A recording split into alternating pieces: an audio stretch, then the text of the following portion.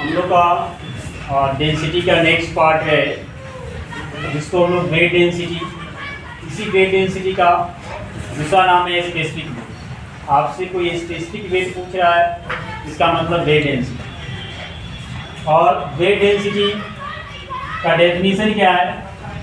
तो पहला काम है, it is defined as the weight of substance to the volume of substance. Suppose करते हैं इस मार्कर का हमें वेट डेंसिटी फाइंड आउट करना है, इस मार्कर का वेट फाइंड आउट कर लेंगे और इस मार्कर का वॉल्यूम फाइंड आउट कर लेंगे। अब क्वेश्चन है कि इसका वॉल्यूम कैसे फाइंड आउट करेंगे। तो सपोज कीजिए कि आप एक ऐसा बीकर ले लीजिए जिस बीकर में मार्किंग किया गया हो।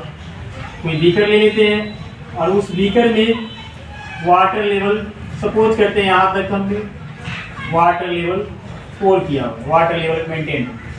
और जो भी सब्सटेंस का हमको वॉल्यूम चाहिए उस सब्सटेंस को कंप्लीटली सबमर्ज कर देंगे। कंप्लीटली सबमर्ज मतलब पूरा डुबो देंगे इस मीडियम के अंदर। तो ये जो सब्सटेंस के पास में जो स्पेस है उतना स्पेस को ऑक्यूपाई कर लेगा इस वाटर का, और वहाँ से वाटर वो साइड हो जाएगा। तो उतना वाटर जो साइड हुआ उस वाटर क्या कर देगा, अब रेज हो जाएगा। तो पहले वाटर लेवल यहाँ तक था, अब वाटर लेवल रेज हो गया। तो ये रेज वाटर लेवल के हेल्प से अब यहाँ पे बीकर हमको बता देगा कि कितना वॉल्यूम अब हो गया, पहले कितना वॉल्यूम था। तो अभी वाला वॉल्यूम माइनस पहले वाले वॉल्यूम माइनस कर देंगे, तो ये जो भी सब्सटेंस होगा उसका वॉल्यूम फाइंड आउट। सपोज कीजिए कि मैंने 1 को रखा, तो 1 को रखा तो 1 को रखेंगे तो 1 जब कंप्लीटली सबमर्ज होगा तो वाटर लेवल रेज होगा। तो वाटर लेवल रेज हो जाएगा तो 1 का वॉल्यूम मालूम हो जाएगा कितना वाटर लेवल रेज हो गया। इजीली हम लोग वॉल्यूम किसी भी सब्सटेंस का फाइंड आउट कर सकते हैं। तो wait of substance, weight density क्या है? Weight density that is weight density है क्या है? तो मैंने क्या लिखा, जब मास डेंसिटी था तो मास वाली वॉल्यूम ले रहे। उसी तरह से वेट डेंसिटी जिस सब्सटेंस का निकालना है उस सब्सटेंस का वेट बाय उस सब्सटेंस का वॉल्यूम। तो वेट डेंसिटी का सिंबल क्या है? Small W. वेट को कैपिटल डब्ल्यू कंसीडर करते हैं, वॉल्यूम को वी कंसीडर। और आप लोग को पहले से मालूम होगा कि वेट क्या होता है। वेट यानी कैपिटल डब्ल्यू एम इंटू जी। सपोज करते हैं कि मैं अपना वेट फाइंड आउट करना चाहता हूँ, तो मेरा मास नोन होना चाहिए और जिस प्लेस पे अर्थ के जिस रीजन पे या जहाँ भी हम हैं वहाँ का हमें जी चाहिए। ये कोई जरूरी नहीं है कि अगर मेरा वेट यहाँ पर जितना है उतना वेट मेरा हर जगह रहे। मेरा वेट वेरी कर जाएगा। मून पे जाएंगे तो वेट वेरी करेगा, मास मेरा वही रहेगा। तो मेरा रेस्ट मास, किसी भी ऑब्जेक्ट का रेस्ट मास चेंज नहीं होता है। अब आपके माइंड में आएगा सर किसी भी ऑब्जेक्ट का रेस्ट मास क्यों नहीं चेंज होता है? तो मास किससे होता है? अमाउंट ऑफ मैटर से। अमाउंट ऑफ मैटर से। तो किसी भी चीज के पास जितना अमाउंट ऑफ मैटर है, जिस नंबर ऑफ मॉलिक्यूल्स जितना है, हम मून पे भी चले जाएंगे तो मेरे पास में तो वैसा ही रहेगा, एज इट इज रहेगा। तो रेस्ट मास तो मेरा क्या रहेगा? हमेशा कांस्टेंट रह जाएगा। रेस्ट मास मेरा क्या रहा? कांस्टेंसी को मेंटेन करना। और वॉल्यूम, तो जो शेप साइज है मेरा वॉल्यूम मेंटेन रह जाएगा, तो वॉल्यूम भी मेरा वही रहा। तो जब उस सिचुएशन से हमारे पास क्या देखने को डिफरेंशिएशन आएगा कि मास वही है।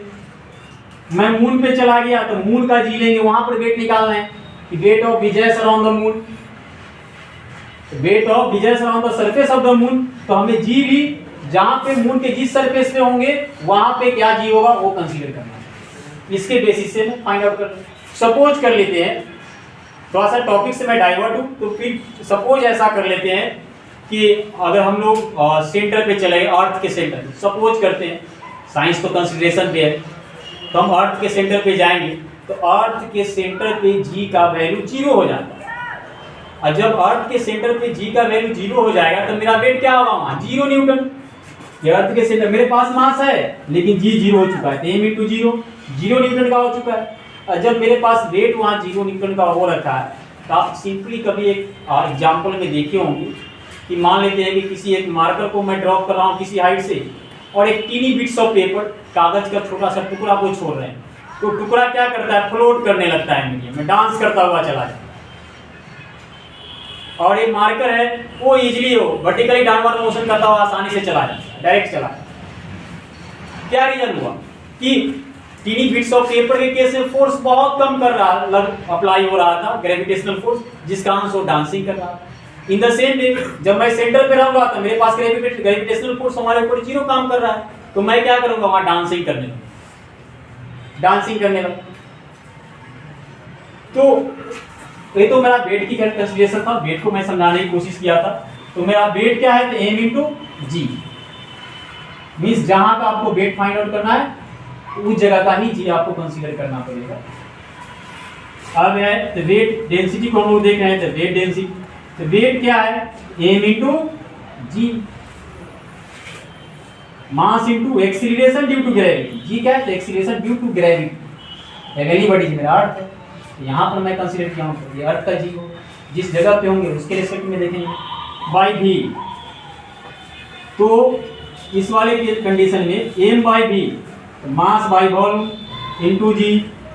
आप लोग को डेंसिटी पार्ट 1 वाला अगर वीडियो देखे होंगे तो मास बाई वॉल्यूम, तो mass of substance by volume of substance को डेंसिटी बोलते थे, जिसका सिंबल d कंसीडर कर रहे हैं into ji.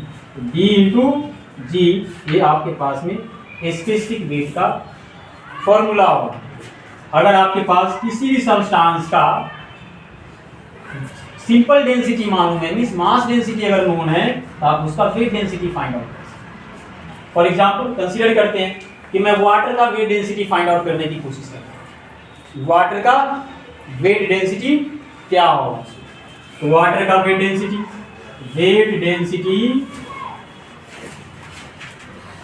Of water, weight density of water. तो ये वेट डेंसिटी ऑफ वाटर को फाइंड आउट जब करेंगे, वेट डेंसिटी ऑफ वाटर, तो क्या होगा फॉर्मूला वेट डेंसिटी का, d इंटू जी। इसका मीनिंग क्या, density of water into acceleration due to gravity of water, sorry acceleration due to gravity, acceleration due to gravity. तो अब डेंसिटी वाटर का density simple 1000, मैंने आपको गाइड भी किया होगा कि 4 डिग्री सेल्सियस पे वाटर की डेंसिटी मैक्सिमम। ये माइंड में रखना, कभी कभी पूछा जाता है कि वाटर की डेंसिटी किस टेम्परेचर पे मैक्सिमम होता है, तो 4 डिग्री सेल्सियस पे होता है। अब into g, acceleration due to gravity, g की वैल्यू 9 ये एवरेज वैल्यू हम लोग कंसीडर कर लेते हैं, ऑन एन एवरेज 9.81 मीटर पर सेकेंड। जी की वैल्यू 9.81 मीटर पर सेकेंड, और ये हमारे पास 1000 ABSI में ABSI। अब इसको मल्टीप्लाई करोगे तो 9810 ये वैल्यू आ रहा है, जो कि वेट डेंसिटी। देखते हैं कि इसका यूनिट क्या है, तो यूनिट को फाइंड आउट देखते हैं कि यूनिट क्या होगा वेट डेंसिटी। SI यूनिट,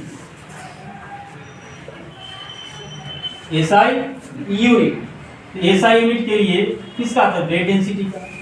तो वेट क्या है, एक टाइप का फोर्स है, क्योंकि आप वेट के डेफिनेशन में ही बोलते हो कि the force through which the earth attracts an object towards its centre. जिस पार्टिकुलर फोर्स से अर्थ अपने सेंटर की तरफ किसी भी ऑब्जेक्ट को खींचता है, वही फोर्स क्या है, वेट के रूप में आ रहा है वहां, वही फोर्स आपका वेट है। तो इन द सेम वे, तो हम वेट क्या है, फोर्स है, फोर्स का ऐसा यूनिट न्यूटन, फोर्स का ऐसा यूनिट न्यूटन, तो न्यूटन हो जाएगा। नीचे क्या है, वॉल्यूम है, तो वॉल्यूम का ऐसा यूनिट मीटर की। जिस बच्चे को प्रॉब्लम हो रहा होगा कि वॉल्यूम का ऐसा यूनिट कैसे सर मीटर की हो गया, तो मैं यहाँ गाइड कर रहा हूँ। वॉल्यूम इन जनरल केस में L into B into H, ये क्या है, लेंथ भी एक टाइप का डिस्टेंस है, डिस्टेंस का ऐसा यूनिट मीटर। ब्रेथ ये भी एक डिस्टेंस, ये भी मीटर। हाइट ये भी एक डिस्टेंस, ये भी मीटर। तो मीटर की, इसलिए वॉल्यूम का यूनिट न्यूटन और वेट डेंसिटी का यूनिट न्यूटन पर मीटर की हुआ। और इस फॉर्मूला की हेल्प से आप किसी भी चीज का वेट डेंसिटी फाइंड करें। इससे रिलेटेड मैं कुछ आपको डेंसिटी से रिलेटेड कुछ कॉन्सेप्ट जो मैं नेक्स्ट वीडियो में आपको गाइड करूँ।